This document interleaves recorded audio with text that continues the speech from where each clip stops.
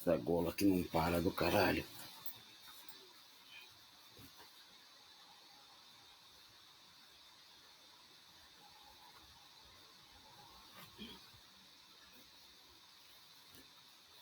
Não adianta. Uma gola dos infernos.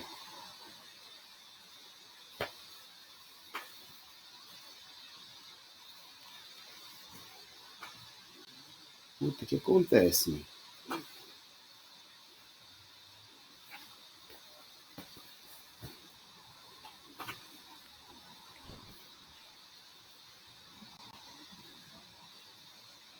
Não, vamos lá, vai. Essa porra aqui não. Ativa. 10-0, agora rebelde. Vamos lá.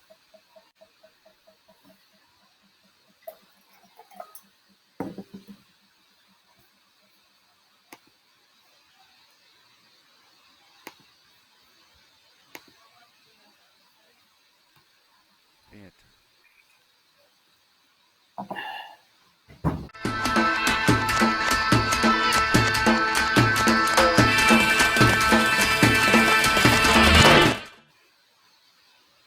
Olá, boa noite. Bem-vindos a mais um resumo do dia, aqui no seu canal Causa Operária TV, 24 horas no ar. Nesta sexta-feira, dia 27 de novembro de 2020, nosso programa de número 631, o último programa antes do segundo turno das eleições, né? Então, nosso muito boa noite aos nossos amigos internautas que já nos acompanham aqui no nosso canal, no chat no YouTube, saudando aqueles que estavam já acompanhando a nossa programação e quem está chegando por agora, e pedindo a todos vocês que vocês nos mandem aí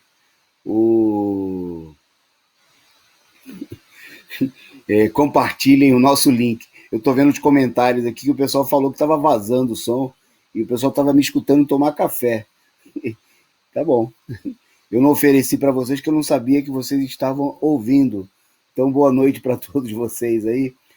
A Cecília Maria, a Ana Matos, a Priscila, o Carlos Santos, a nossa amiga Angelina Dias, e já estavam nos escutando há bastante tempo. E o pessoal estava se divertindo. E eu acho que eu andei xingando aqui, e eu caí no truque do recupero, que estava sendo gravado sem difundir. A produção tem que tomar cuidado. Eu acho que eu não falei nenhuma. O Carlos Santos até lembrou aqui que eu tive o meu momento recupero. Espero que eu não tenha falado nenhuma besteira, nenhuma grande besteira. Beleza. Então tá bem, vamos lá. Boa noite a todos vocês aí que nos acompanham. Ao vivo, o nosso companheiro Ernesto Abdala Filho, todo mundo aí ouvindo aí a minha bronca aqui na preparação, a luta contra a gola da camisa, que não, como vocês viram, não adianta. Eu acho que a camisa se rebelou aí, resolveu ficar em pé. O Vicente Lopes, boa noite, a Ana Matos, o Davi, a todos, do Carlos Adustos, muito obrigado aí a todos vocês. A gente na correria, para variar, né, por conta das enormes atividades, chegando aqui para esse programa importante dessa sexta-feira para comentar as notícias do dia, nesse que é o Jornal da Noite, aqui do seu canal Causa Operária TV. Bom, vamos lá para a nossa pauta. Me desculpe aí, me perdoem, e a produção aí pela falha, o vazamento do som. Se eu falei algo indevido, depois vocês me contam em segredo, me passem aí para mim, mas de qualquer maneira, perdão pela nossa falha técnica aqui. Bom, vamos começar o programa, depois dessa atabalhoado começo com vazamento de som, com as charges. Então, para a gente, já que é para rir, pelo menos vamos rir de algo que é feito para a gente rir, né?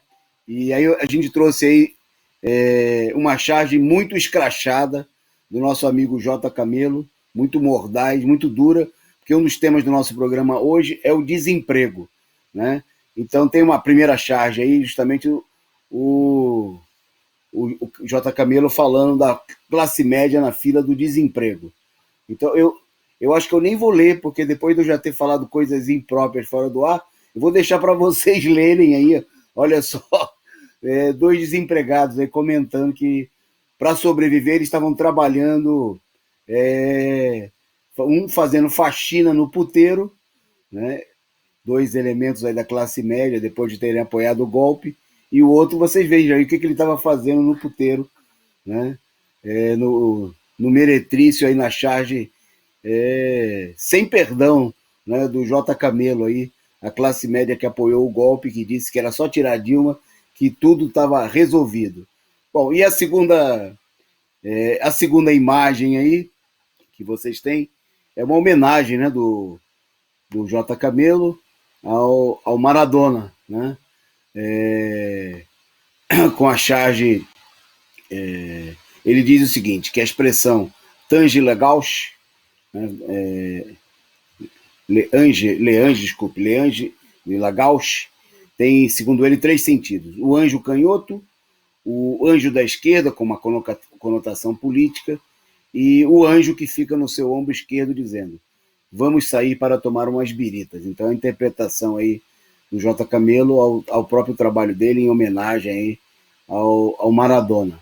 Tá aí, Maradona que acabou sendo enterrado, nós destacamos ontem, em meio a muitos tumultos, e tem uma disputa lá na Argentina, né, uma luta política, porque a repressão foi totalmente desmedida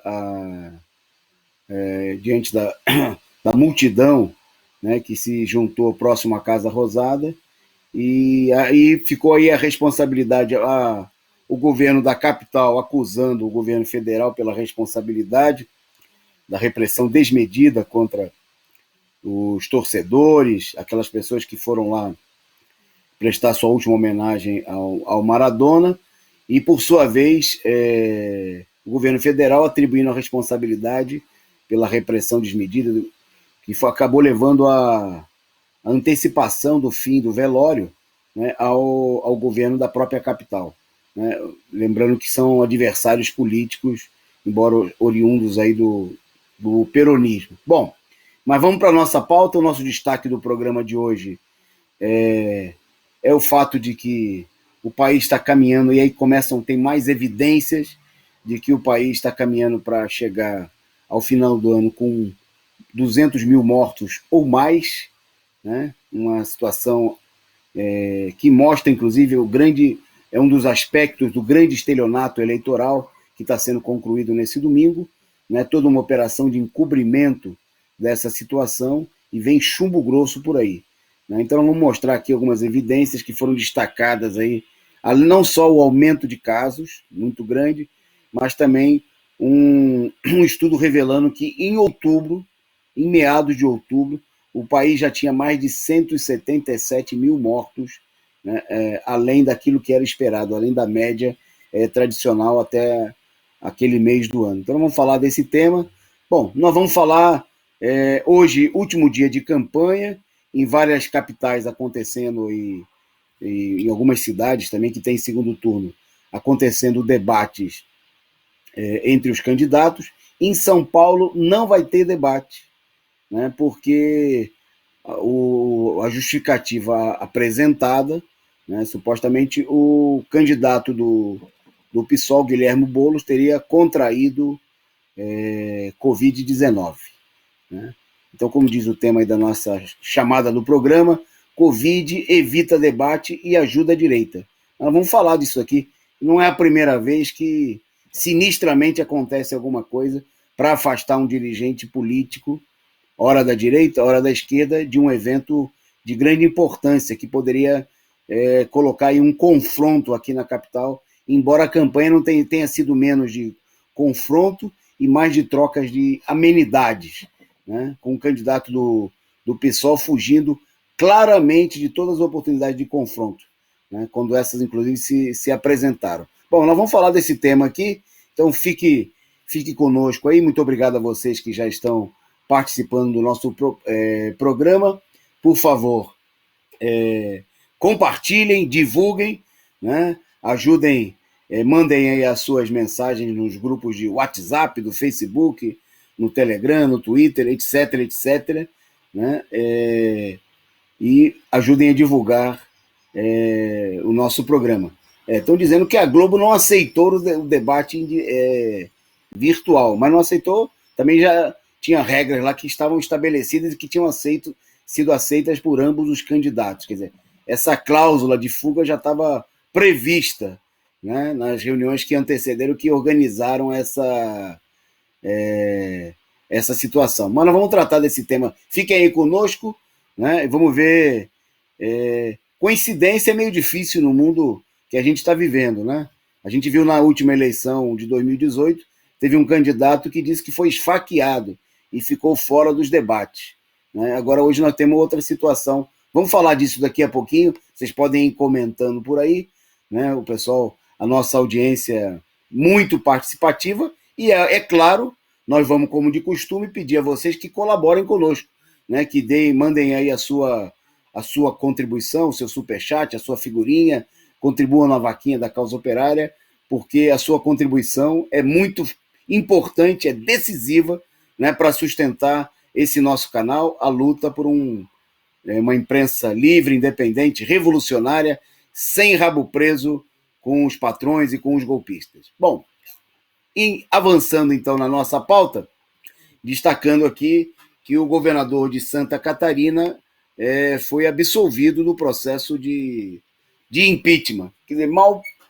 passou a eleição e o Carlos Moisés, né, governador lá de Santa Catarina, ele foi autorizado a voltar ao cargo após uma votação no Tribunal de Julgamento do Impeachment, por 6 votos a 3.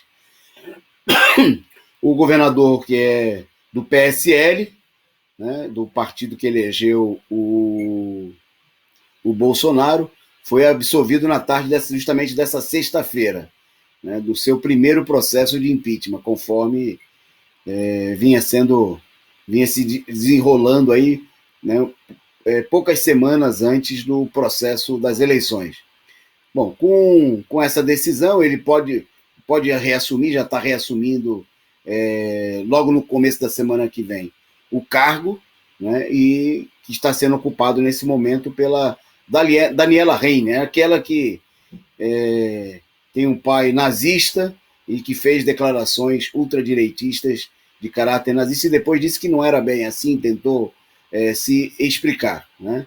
Bom, a imprensa, a própria imprensa capitalista destacou, né, que a reaproximação dele com o presidente da Assembleia Legislativa, né, um deputado do PSD, esse partido aí que disseram que era uma vitória do centro, né, uma evolução à esquerda, a vitória dele, o crescimento dele nas eleições, que essa reaproximação teria sido fundamental, né?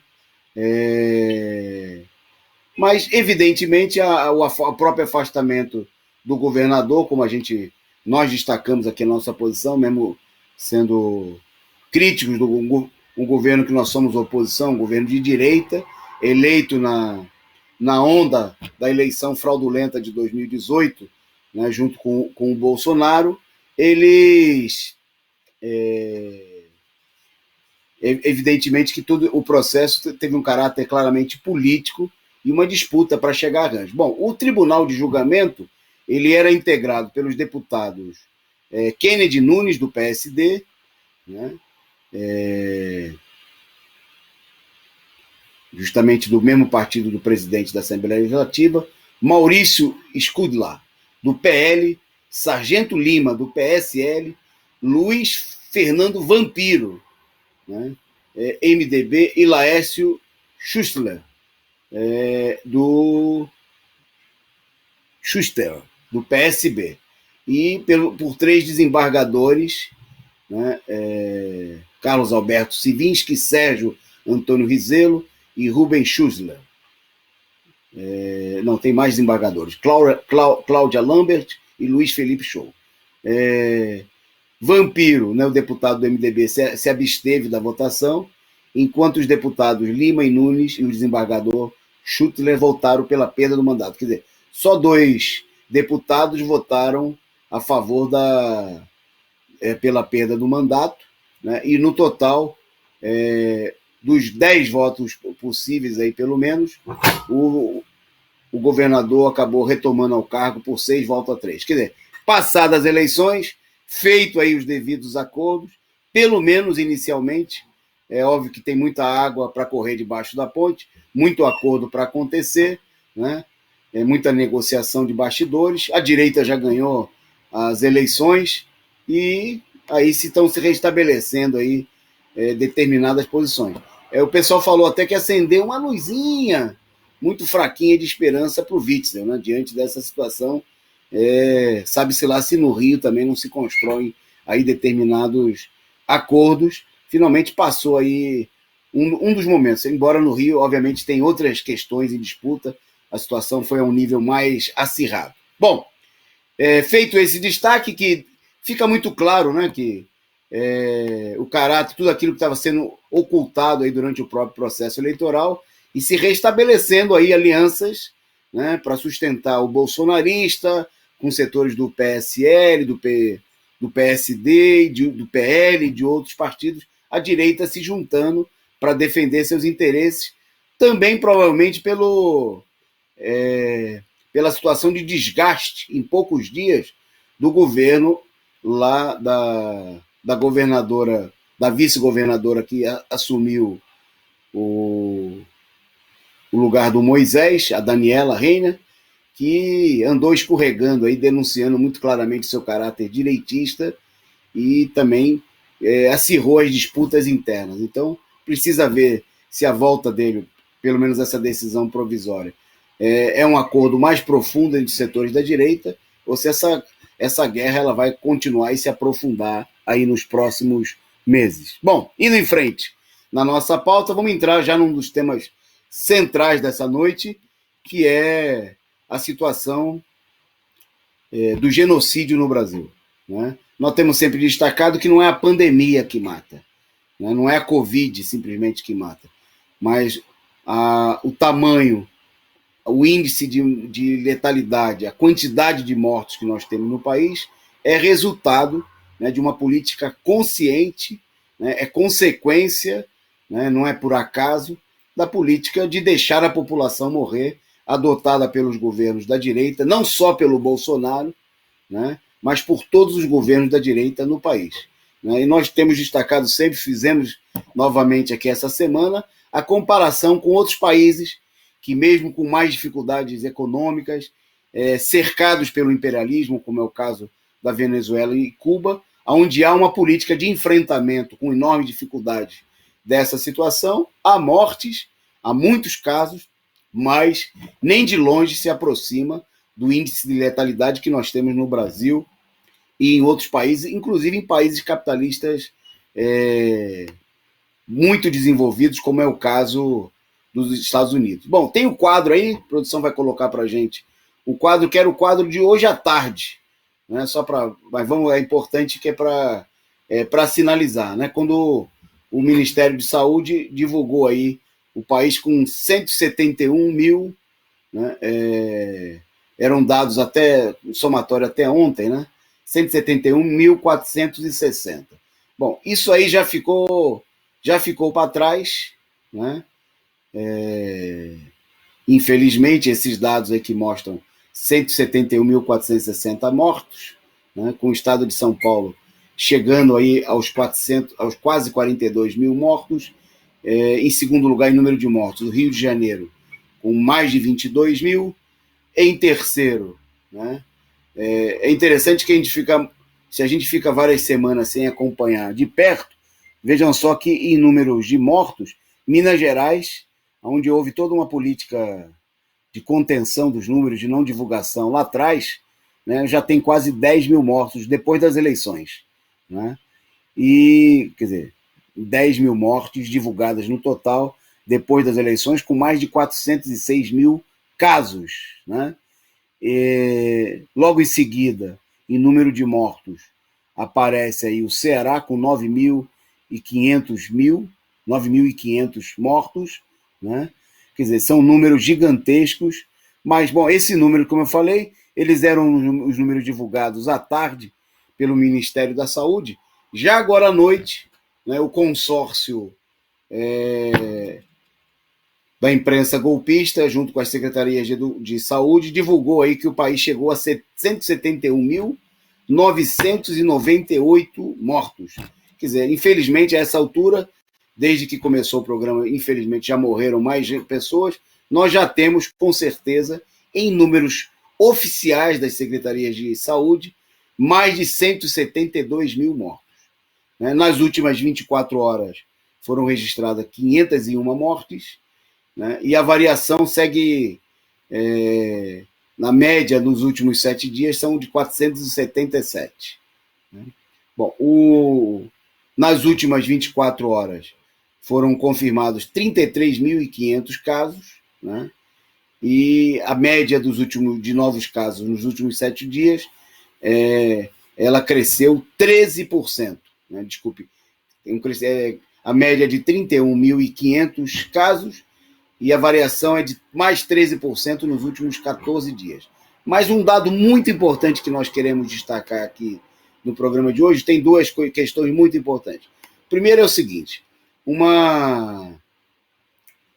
dado mostrou que no país, né, até meados de outubro, né, haviam nada mais, nada menos do que 177 mortes, além daquelas mortes que eram tidas como esperadas para esses 10 primeiros meses do ano. Né?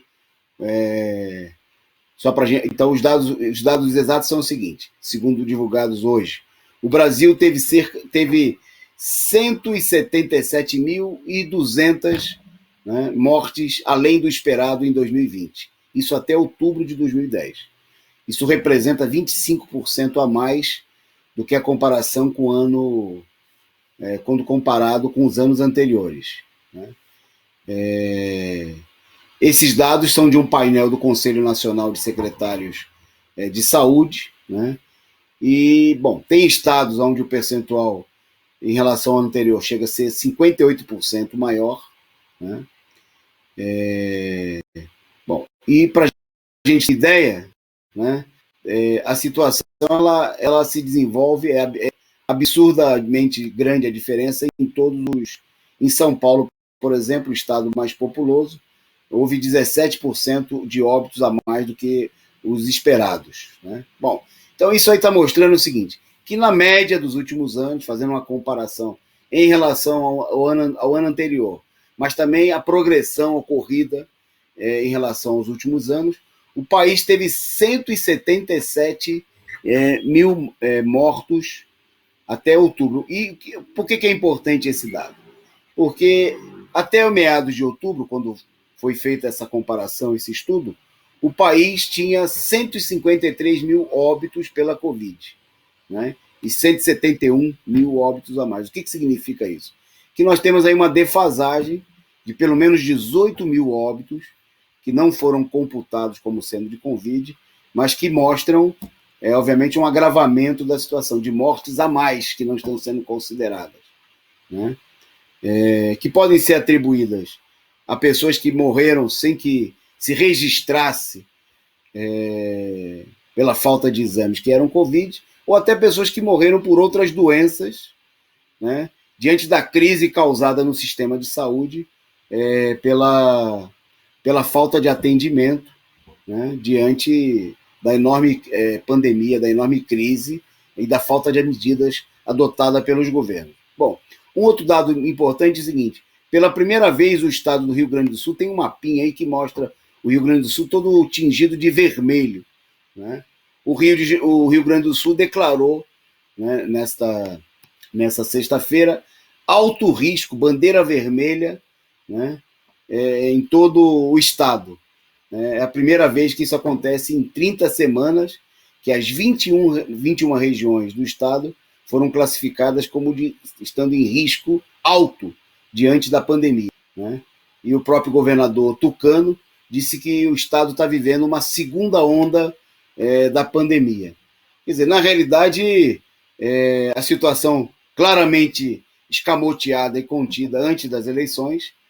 Agora já tem gente, até analista, tentando dizer que o problema foram as eleições, né, para justificar aí o enorme aumento dos casos. né? E para não dizer que eles estavam encobrindo a realidade diante do processo eleitoral.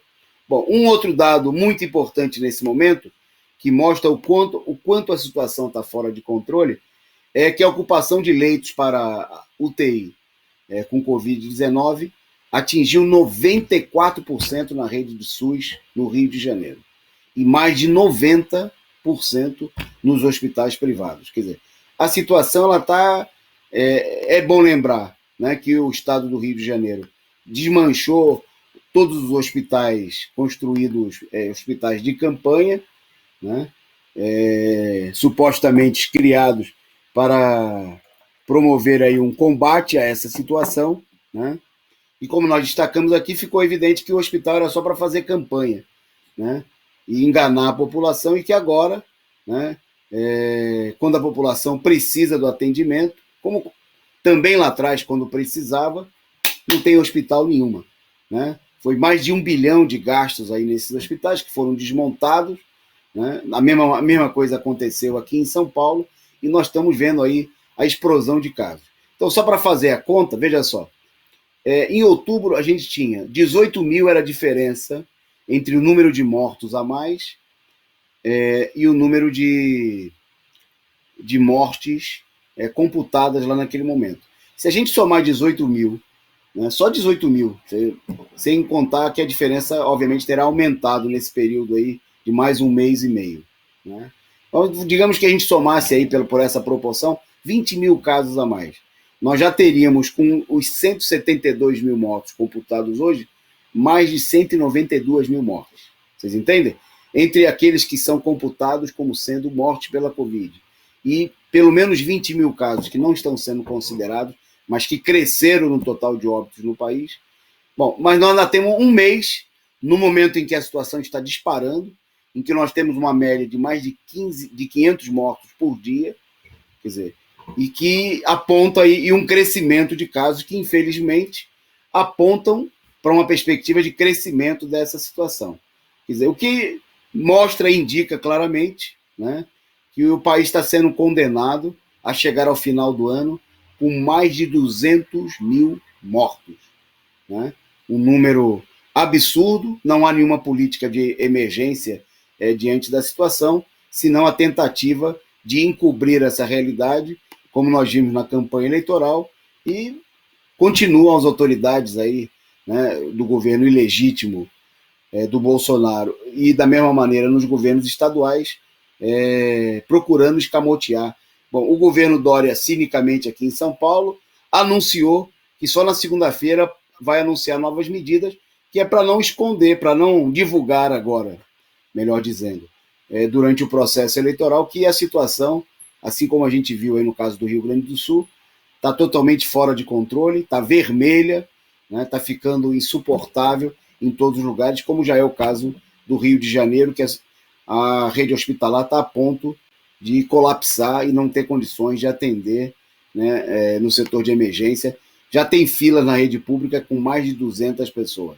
Eles falam de 94% de ocupação, mas, infelizmente, isso aí está mal distribuído também, e as vagas que sobram são muito poucas, né, e tem mais de 200 pessoas na fila, segundo dados divulgados oficialmente. Bom, no meio dessa situação, só antes da gente falar aí do segundo tema de destaque aqui do nosso programa, mandar aqui a saudação nossa para mais gente que está nos acompanhando aqui no programa, né? O Kratos, boa noite, companheiro. Para aqui postar, soltei no Face, chegou por aqui mais uma vez. O nosso amigo Sérgio Rodrigues, né, dizendo que o julgamento do governador de Santa Catarina acabou em pizza, como de costume, né? A Cíntia,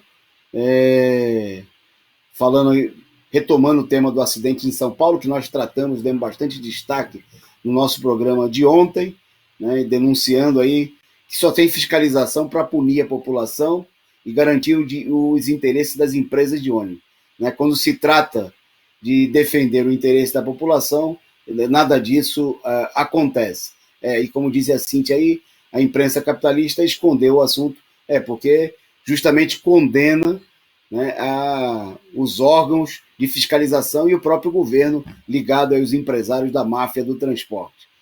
Bom, a Silvia Mil, boa noite, Silvia, chegando junto com a gente por aqui também. Mandar o nosso abraço para todos vocês que estão acompanhando aí a nossa programação, participando. O Joe Picolé Rasta, né, mandando um salve aí para o PCO e chamando todo mundo a ir à luta. Então você que está por aí com a gente, compartilhe, divulgue, né, e se você puder, mande aí a sua contribuição, o seu superchat, que é muito importante, né, para ajudar a sustentar esse nosso canal, essa nossa imprensa combativa e revolucionária. Bom, avançando na pauta, vamos entrar então no tema das eleições, né? Destaque, obviamente, nessa sexta-feira, quando estavam previstos aí, e estão acontecendo nesse momento aqui, nós estamos disputando a audiência em alguns estados aí com os debates, né, que acontecem em vários estados, a ausência do debate aqui em São Paulo, porque o candidato do PSOL anunciou ter testado positivo para a Covid-19 e o debate foi cancelado, né? A medida foi anunciada hoje, né, pela imprensa durante todo o dia, né? E a Globo anunciou o cancelamento do debate, que já estava... Bom, ele foi diagnosticado com Covid. Embora a deputada Sâmia Bonfim tivesse aparecido já no começo da semana com a Covid-19, né? Ela que participou intensamente aí da campanha do Boulos, estava junto com ele em muitas atividades, né, que foi derrotada nas prévias do partido com o apoio da imprensa capitalista, que defendeu claramente o Boulos, dizendo que era o candidato que tinha mais chance, né, apesar de que a Sâmia teve mais votos em São Paulo para deputada no ano passado do que o Boulos para presidente, né? Mas a deputada anunciou que estava com Covid no começo da semana, e só hoje, supostamente, o Boulos teria ido fazer o teste e anunciou, né? Foi publicado um vídeo nas redes sociais e o Boulos justificou dizendo que resolveu fazer o exame depois do teste positivo da Sâmia Bonfim, e segundo... Bom, só para a gente ter uma ideia, na terça-feira, né, o Boulos disse que chegou a dizer que não faria mais agendas públicas de rua, por precaução em relação ao coronavírus, né? Mas, no entanto, ele foi fazer o exame só hoje, né, justamente sob medida, talvez por coincidência, né, e como uma luva se encaixou aí na necessidade, né, sentido aí por vários setores, de que o debate hoje não acontecesse, né? Nós temos uma avaliação muito clara sobre esse problema. Independentemente das posições que nós vamos tratar aqui, muito conservadoras, e da profunda capitulação da candidatura do Boulos, é evidente que a revolta da população contra os governos do PSDB, né, que foi ocultada pela imprensa capitalista durante todo o processo eleitoral, né, os analistas da Globo chegavam a dizer que o Covas teria se classificado em primeiro por conta da eficiência do governo dele no combate à Covid. Eles tiveram a cara de pau de falar isso daí. Embora São Paulo seja a cidade que tem a terceira cidade com o maior número de mortos no mundo, né, o Covas foi apresentado como um modelo, como um exemplo, né, talvez porque justamente a Globo apoia a política dos bancos e do imperialismo de deixar a população morrer. Se tomarmos desse ponto de vista, de fato, o Covas é um modelo, né, mais do que um exemplo, né, um exemplo de eficácia. Bom, mas o fato é que, independentemente da vontade e da tentativa muito clara de evitar uma radicalização, uma polarização nas eleições, na medida em que o Boulos ocupou o espaço, graças ao apoio da imprensa capitalista, graças ao processo de manipulação e fraude das eleições, né, ocupou o espaço de oposição ao Covas, ele apareceu aí cada vez mais com um apoio crescente. né, que a diferença vinha sendo apontada aí nas pesquisas entre 8% e 10%, pesquisas que nós comentamos, inclusive ontem aqui no nosso programa. Né? Bom, isso aí colocava uma tendência, uma possibilidade de uma pressão no sentido de enfrentamento no debate de hoje, o último, antes da votação no domingo. Bom, é preciso deixar claro que, enquanto o pau está quebrando, né, quase que literalmente em várias capitais, com denúncias, a situação indo parar na justiça, quase na polícia, enfrentamento entre os primos lá em Recife e por aí vai, aqui em São Paulo a situação é tranquila, né? Principalmente porque o candidato do PSOL tem feito um grande esforço para não enfrentar e polemizar em questões profundas. Né? A discussão é uma discussão entre quem seriam supostamente os melhores opções de administradores para São Paulo.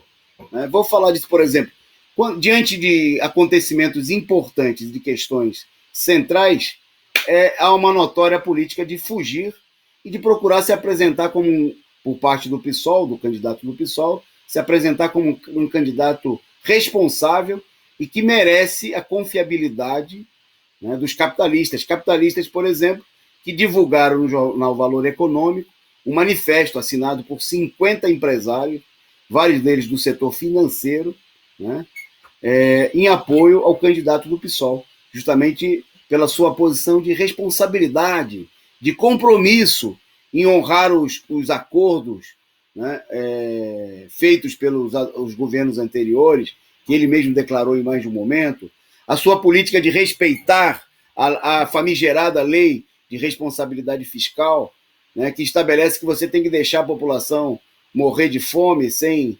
escola, sem saúde, desde que você pague em dia, né, os compromissos com os banqueiros e as grandes empreiteiras, os contratos fraudulentos feitos pela prefeitura. Bom, o fato é o seguinte, pensando no problema, a ausência do debate do dia de hoje me fez lembrar de 2 episódios. Né? Primeiro, eu já mencionei aqui, mas queria reiterar, há 2 anos atrás, né? Tem a imagem aí da produção, há 2 anos atrás, né, alegando, né, ninguém viu sangue, ninguém viu o buraco, ou pelo menos ninguém do povo, né?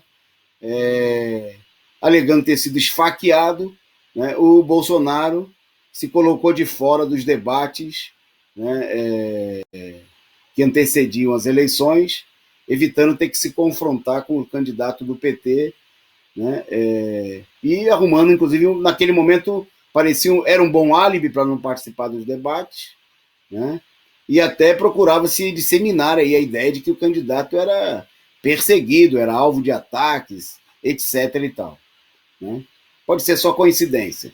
Eu vou lembrar um outro momento na história, quando eu recém iniciava a minha militância mais ativa, digamos assim, organizada, né, no Rio de Janeiro, em momentos assim de grandes manifestações. Eu já militava um pouco há algum tempo, mas no interior do Rio de Janeiro, na cidade de Petrópolis, mas era o momento da campanha das diretas já, que naquele momento ainda não estavam devidamente controladas pela direita, né? Não estavam controladas pela oposição comandada pelo MDB, o partido consentido da ditadura militar. E no Rio de Janeiro, como em vários lugares do país, essas manifestações no começo, que eram lideradas principalmente pela militância do PT, né, e daqueles que vieram a fundar a Central Única dos Trabalhadores, as oposições sindicais, alguns sindicalistas combativos, se convocou um grande ato, aquele que veio a ser o primeiro grande ato a favor das diretas. Né? E no Rio de Janeiro, uma palavra de ordem muito gritada, cantada pelo povo, era greve geral, derruba general, né? Dizendo que indicava que a campanha, a mobilização pelas diretas, tinha que ir além, né, de ficar torcendo para aprovar a medida no Congresso Nacional, quer dizer, tinha que ganhar a forma de uma mobilização combativa, né, da classe operária para derrubar o governo. Só que o Brizola, naquele momento, né, vinha defendendo aí, o Brizola, governador do Rio de Janeiro, do PDT, né, que depois vai se juntar com os chefes do MDB para tomar o comando à frente da mobilização pelas diretas, né, ele vinha defendendo que era preciso prorrogar o mandato do general João Batista de Figueiredo, o último presidente do período militar, né, vai governar até 1984, 85, né, depois da eleição do Tancredo e Sarney no colégio, até quando da eleição de Tancredo e Sarney no colégio eleitoral. Pois bem, então o Brizola ficou numa sinuca. Ele defendia a prorrogação do mandato de Figueiredo, não queria se juntar com os radicais do PT, né, da CUT, que defendiam greve geral para derrubar o general, né? Bom, e aí ele, de uma hora para outra, apareceu com uma desculpa: o seguinte: estou com um cálculo renal, não vou poder ir na manifestação. E na primeira grande manifestação realizada no Rio de Janeiro, o Brizola não compareceu, né? E o pessoal cantava a seguinte musiquinha: greve geral derruba general, cálculo renal ajuda general, né? Para colocar claramente que a coincidência, né, do Brizola naquele momento apresentar essa desculpa servia, encaixava como uma luva, né, aos interesses, né, da direita do regime militar, de que o Brizola, que era um líder popular, tinha um amplo apoio no Rio de Janeiro e também em outras regiões do país, não participasse dessa mobilização que podia levar, naquele momento era muito radical, e podia se colocar no caminho da derrubada do governo, né? Não havia ainda um acordo para participar da fraude do colégio eleitoral e eleger um governo com apoio da direita, né, consensuado aí na forma da chapa Tancredo-Sarney, né? Pois bem, o que nós temos aqui em São Paulo, nesse momento, é uma situação, independentemente, veja só, se o cálculo renal do Brizola era de verdade ou não, o fato é que servia a essa causa. Se a facada que tomou o Bolsonaro era de verdade ou não, o fato é que, serviu, encaixou direitinho ao interesse da direita de que o Bolsonaro não participasse dos debates, que os debates não acontecessem. Bom, e agora nós temos mais esse caso aqui. Nós não somos médicos, não estamos aqui com teste, nem vamos avaliar essa situação, né? O fato é que essa situação ela foi aceita pelos partidos lá que fizeram acordo em torno do debate, né? A Globo não cancela o debate à toa, ela cancela o debate porque o debate tem normas pré-estabelecidas com aceitação dos partidos, né? E partidos como o PSOL e o PSDB tinham condições de estabelecer condições A, B ou C, e foram aceitas aí determinadas condições que a Globo estabeleceu e que, por coincidência ou não, nesse momento, servem ao interesse de setores que estão satisfeitos com o papel desempenhado até agora pelo Boulos, né? Como destacou o Estadão no programa no editorial de domingo, né? Tá bom, Boulos, joinha, você foi brilhante, colocou para fora aí o PT, o que a direita chama de lulopetismo, né? E que os setores da esquerda repetem, mas já tá bom, é só até aí, né? Porque num determinado momento se tornou perigoso agora que a insatisfação transborde, independentemente da vontade, independente do Boulos dizer que vai respeitar tudo, independentemente do Boulos, né, se deslocar muito para a direita, né, condenar as mobilizações populares que assumiram uma forma violenta contra o assassinato do João Alberto lá em Porto Alegre, e ele dizer aí na televisão, nos debates, que ele é contra a violência, né, não contra a violência em geral, né, condenando a reação popular dos negros, dos movimentos, daqueles que foram lá e tacaram fogo no Carrefour, né? Apesar dele fugir da raia na hora que o Covas atacou a Venezuela, né? Ele falou: não sou candidato a prefeito de Caracas, né? E deixou de lado a posição assumida até por gente que não teria obrigação de defender a Venezuela porque não é candidato da esquerda. O Maradona, né? Recém-falecido, né? Nesse sentido, teve uma posição muito mais concreta, né, de se posicionar contra o imperialismo, ficando do lado da Venezuela, de Cuba, coisa que o Boulos não fez, né? Então, o fato é que a ausência, né, a doença a suposta infecção aí do candidato Guilherme Boulos, serve e se encaixa como uma luva, né, aos interesses de evitar essa polarização na reta final. Bom, vamos ver se vai funcionar. Nós não temos bola de cristal, né, não dá para saber o que vai acontecer, mas o fato é que, assim, aparentemente, todo mundo vai ficar satisfeito, né, se funcionar. A direita fica satisfeita porque o plano, desde o início, era reeleger o Covas, né? E esses setores da esquerda, que por acaso, não mais que por acaso, são defensores da política de frente ampla, de aliança com o PSDB, de aliança com a Rede Globo, na reta final, coincidentemente, veja que comunhão de interesse, acontece aquilo que é bom, né, para quem levou o Boulos para o segundo turno, para quem manipulou todo o processo de eleição, né, para quem manipulou, para quem foi beneficiado pelo processo de fraude, né, pelo processo que jogou o PT para fora das eleições. É isso. Fica aí a reflexão, a gente avalia, né, vamos ver se a radicalização da situação ela é maior e supera, né, não dá para a gente prever, né? Obviamente que agora também na reta final vai falar a máquina, vai falar a manipulação e, quiçá, que como a gente viu também no primeiro turno, a própria fraude que foi operada a favor de vários candidatos, que não é a primeira vez. A gente viu isso em 2018 e viu agora muito claramente no primeiro turno das eleições municipais. Bom, vamos em frente na nossa pauta, tá certo? Destacando agora que em pleno dia da Black Friday, lá em Macapá, nenhuma novidade. A capital voltou a ficar às escuras, né? Clientes e lojistas me chama a atenção com a maneira como a imprensa divulgou. O Globo, por exemplo, fala de que eles foram surpreendidos com um apagão no centro comercial de Macapá, como se fosse uma novidade, né?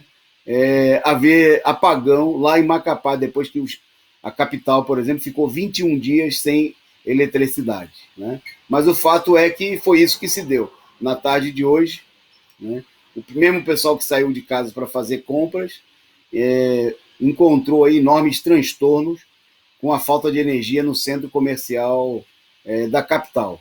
Isso mesmo depois do fim do anúncio de que acabou o apagão, que durou 22 dias em 13 cidades, das 16 cidades lá do estado do Amapá, né? Mostra que a situação está longe de estar realmente resolvida, né? Continua lá o pisca-pisca. Em muitas lojas o pessoal tinha que atender com velas, acendendo, usando a luz dos celulares, né, para iluminar, porque a situação continua, obviamente, fora de controle, né? A cidade não tem eleição nesse domingo, tem eleição marcada para o próximo dia 6 de dezembro, né? Mas a situação é evidente que está se mostrando aí muito claramente fora de controle.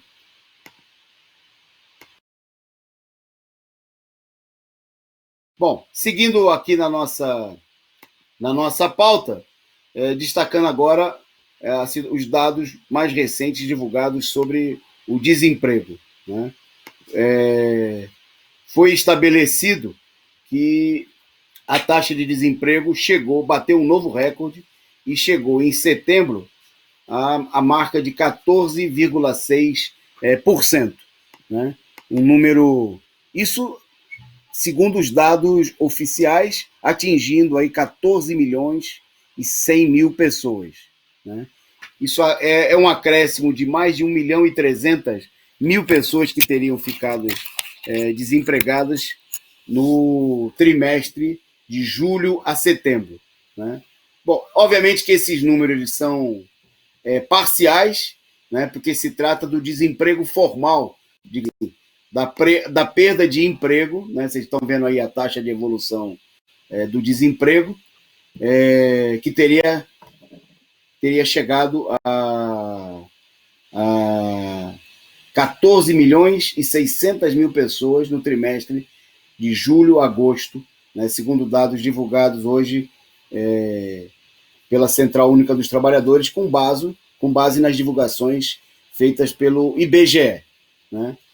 Então, obviamente, como a gente vem destacando, esses números não correspondem à totalidade das pessoas desocupadas no país, já que seria necessário acrescentar aquelas pessoas, que são mais de 8 milhões, que o IBGE diz que não estão procurando desemprego, que são os desalentados, e desistiram por hora de procurar um emprego, e não são contadas entre os desempregados, bem como os trabalhadores informais, né? Que não estão conseguindo, que não estão saindo para trabalhar, mas não se declaram desempregados ou não são contados pelo IBGE como desempregados, mas que não conseguem exercer nenhuma atividade. É bom lembrar que o país chegou a ter mais de 60 milhões recebendo o auxílio emergencial, né, justamente de pessoas que não estão tendo outros proventos. Né? Tá aí a taxa, esse gráfico de barras, né, mostra aí a desocupação por estados da federação.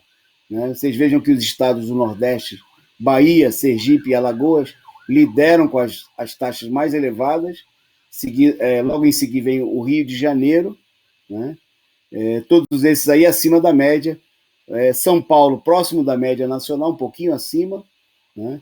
E o estado que teria menor índice de desemprego seria o Santa Catarina. Você vê que são todos estados rurais, né?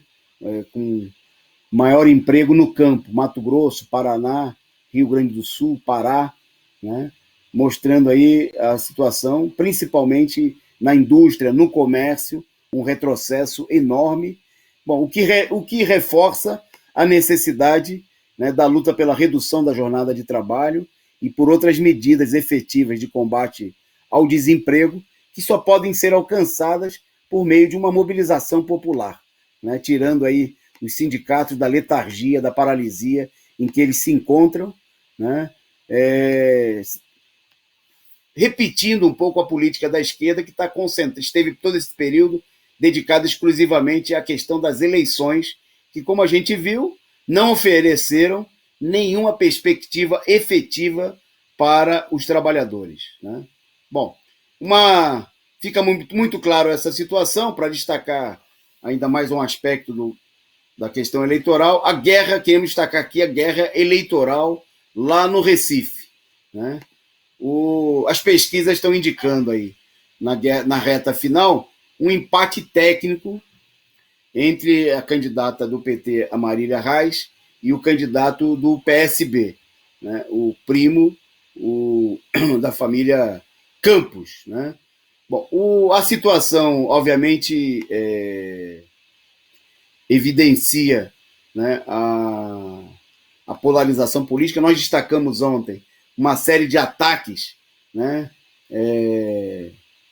denúncias sem provas efetivas feitas contra a candidata do PT, da mesma maneira, com os métodos da política tradicional e burguesa, né, a Marília atacando o primo, dizendo que era um jovem playboy, que se ele fosse eleito para governar a cidade, quem governaria a cidade seria a mãe, né, que ele não tinha nenhuma capacidade. O negócio baixou de nível, né, mas é muito sintomático da guerra que existe em todos os lugares.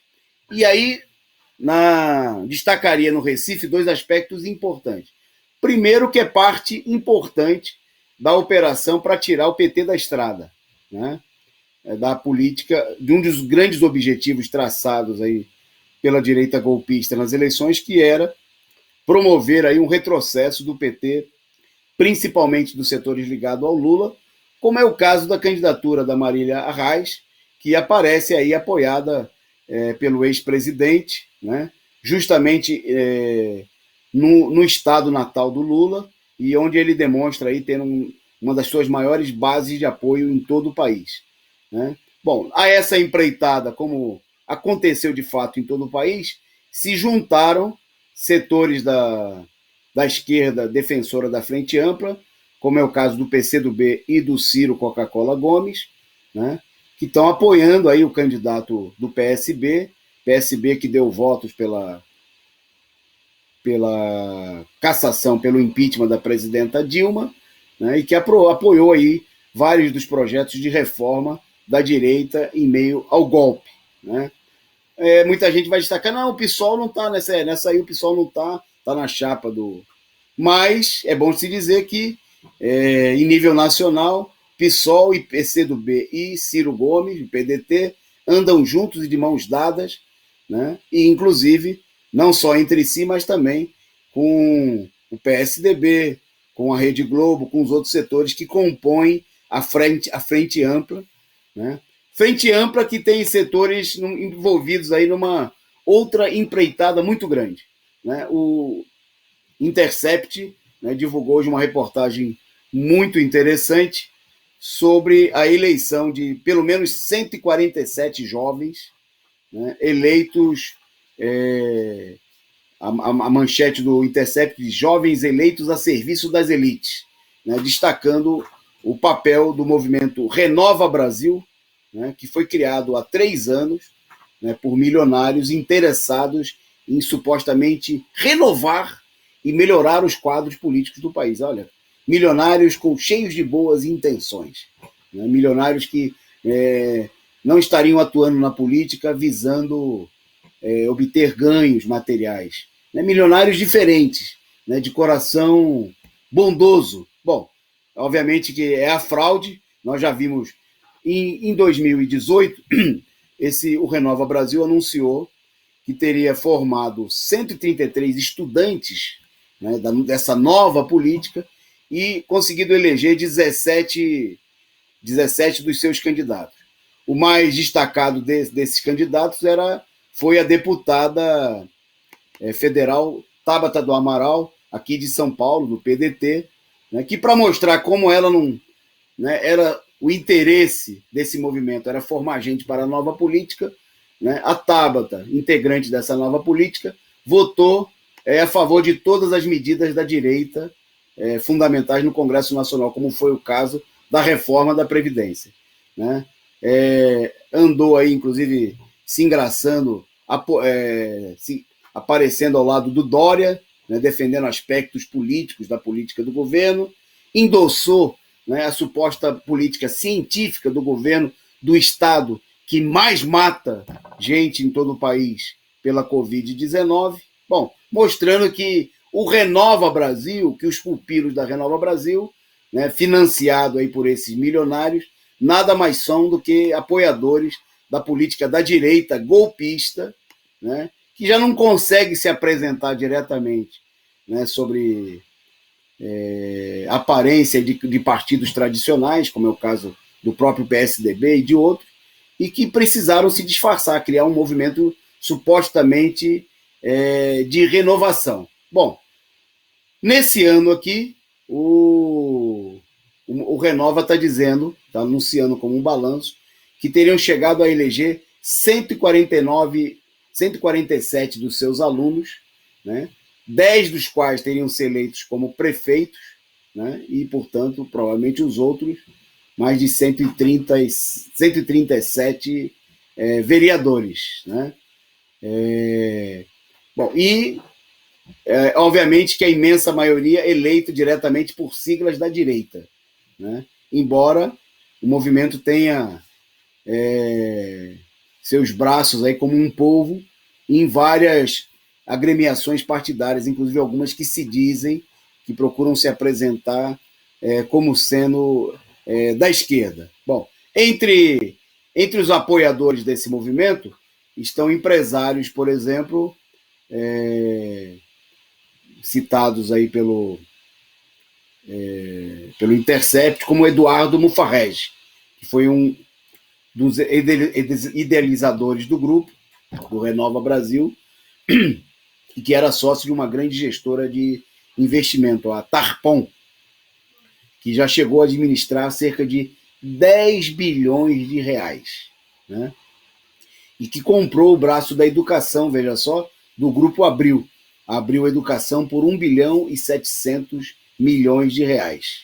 Né? A empresa que virou a Somos e que se transformou na maior empresa na área do ensino básico no país. Então são aí os tubarões do ensino pago, esses que estão pressionando pela reabertura das escolas, né, em plena Covid, sem vacina, estão aí conseguindo eleger vários, dezenas, né, 147, dentre eles vários prefeitos. Bom, e o movimento tem a imagem aí das pessoas que apoiam o Renova, essa imagem aí da selfie sendo feita aí com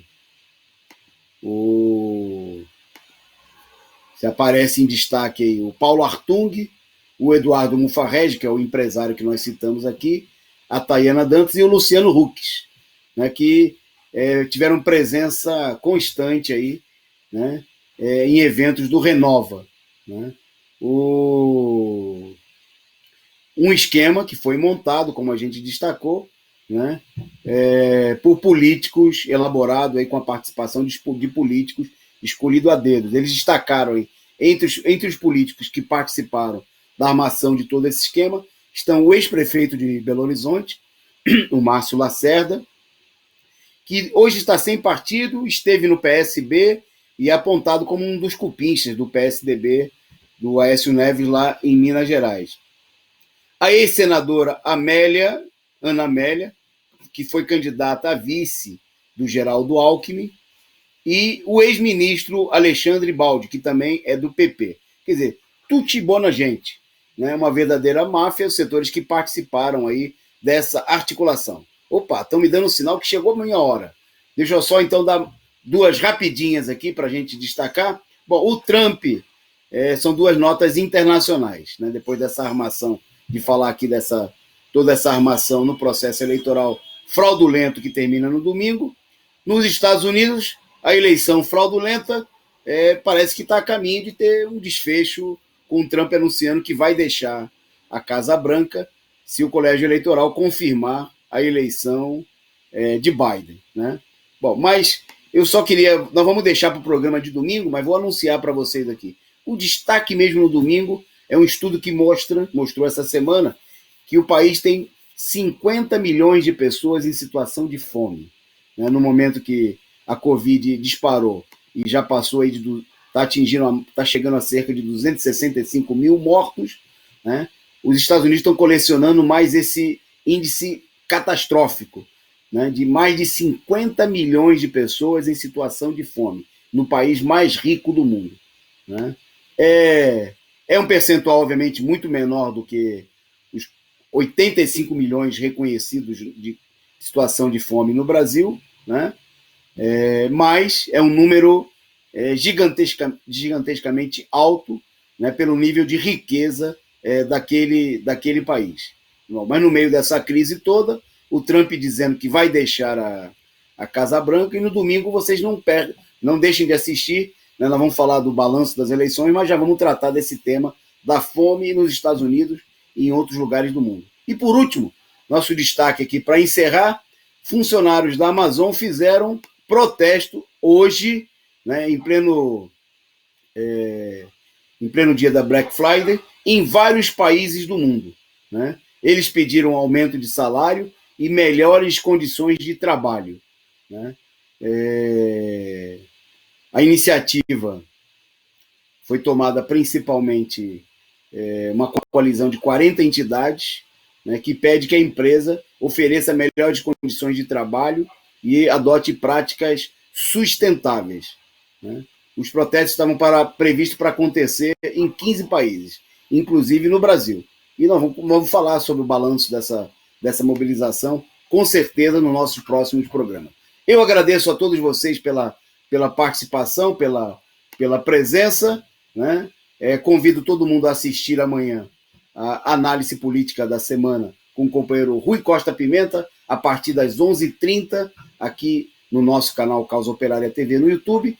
E a gente volta no domingo. Domingo, 8h30, né, tem resumo da semana com o balanço do segundo turno das eleições e muito mais. Quem sabe no domingo, até essa hora, né, se a fraude dessa vez for mais bem feita, as eleições já estarão totalmente apuradas, a gente já pode falar dos resultados finais.